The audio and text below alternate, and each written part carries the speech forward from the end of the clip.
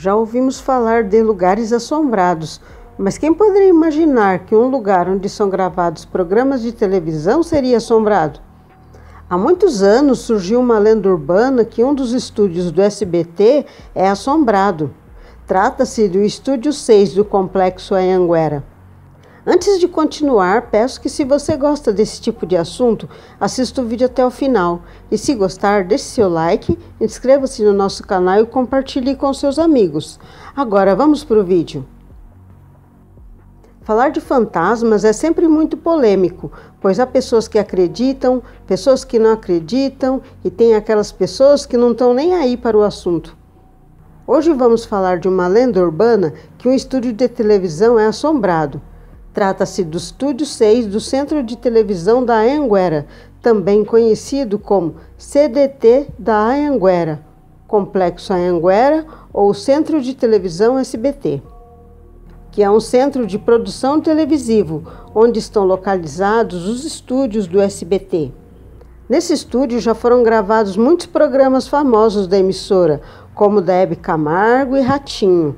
E além desses apresentadores, os funcionários também relatam terem visto vultos, além de presenciarem fatos sobrenaturais e coisas estranhas acontecendo no estúdio, como equipamentos ligando e desligando sozinhos e vozes. Essa história do estúdio ser assombrado é tão famosa que o apresentador Ratinho fez um programa sobre isso. Ele até levou um caçador de fantasmas para visitar o estúdio. O homem confirmou que o local realmente é assombrado.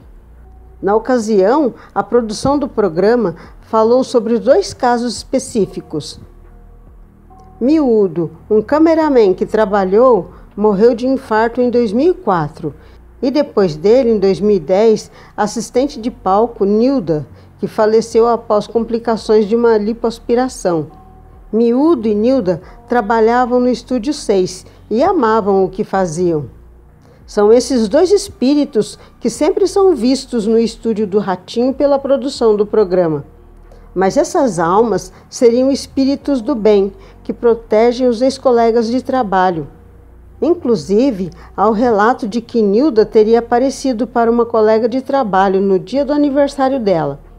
Essa funcionária contou que ouviu alguém chamar seu nome e, quando olhou para ver quem era, viu o fantasma de Nilda, que desapareceu rapidamente.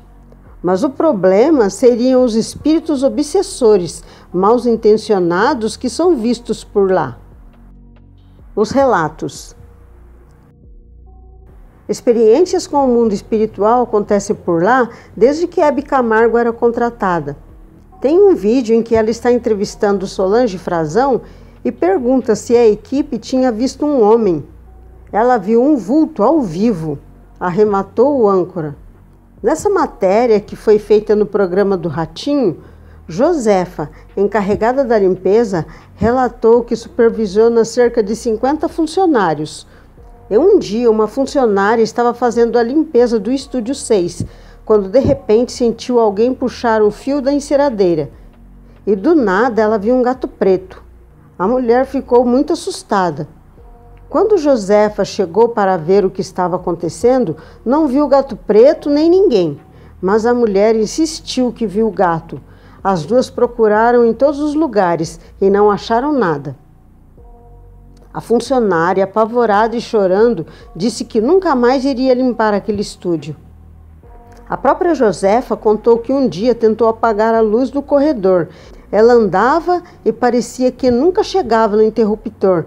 Era como se tivesse uma força que não deixava ela chegar próximo. Era como se estivesse cada vez mais longe. Outro caso com funcionários da limpeza aconteceu quando uma funcionária estava próxima da sala de maquiagem do Estúdio 6, limpando o chão. E no momento em que se abaixou para torcer o pano, ela viu 2 pezinhos, e como se alguém estivesse perto dela.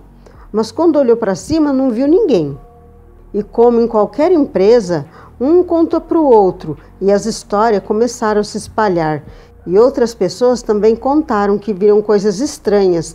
Inclusive, depois do que aconteceu com a faxineira, que disse que não ia mais limpar o estúdio 6, Josefa resolveu colocar uma nova funcionária no lugar, que não sabia dessas histórias de fantasmas.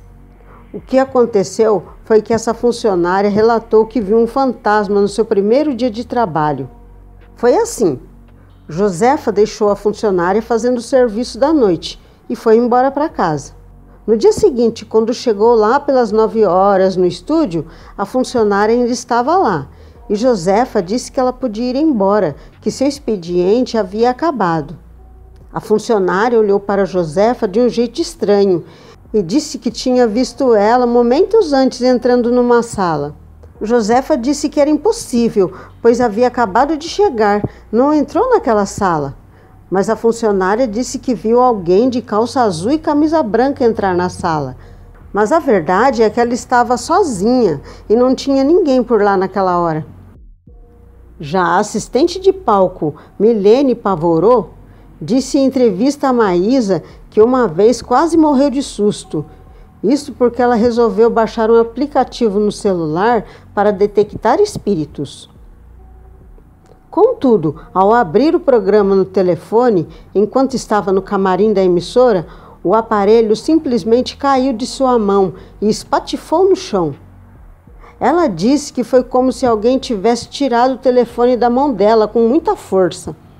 Em 2020, essa história do Estúdio 6 ser assombrado voltou a ser comentada por várias pessoas na internet, depois que uma estrutura de iluminação caiu pouco antes do início do programa Bom Dia e Companhia.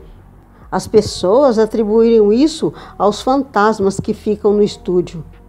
Já em 2021, Celso Portiolli trouxe mais uma vez à tona essa lenda urbana de que os estúdios da emissora são assombrados. Ele revelou que já passou aperto ao gravar provas do Curtindo uma Viagem durante a madrugada no Estúdio 6. Ele não deu mais detalhes e disse ainda que os paranormais que gravaram no Estúdio 6, o quadro em que médiuns se enfrentam em busca do título do maior paranormal do Brasil, no programa Domingo Legal, também sentiram a presença. As pessoas até escutam vozes à noite, disse ele. Danilo Gentili entrevistou Roque, o assistente de Silvio Santos, diretor de auditório da emissora, sobre as histórias fantasmagóricas no set. Roque disse na ocasião que não acredita nessa história de assombração e que as maiores assombrações somos nós mesmos. Como vimos, essa é uma lenda urbana que nasceu no Estúdio 6 do SBT e depois se espalhou pela internet. E você, o que acha dessa história toda? Deixa aqui nos comentários. Por enquanto é só. Obrigado por assistir até aqui e até o próximo vídeo.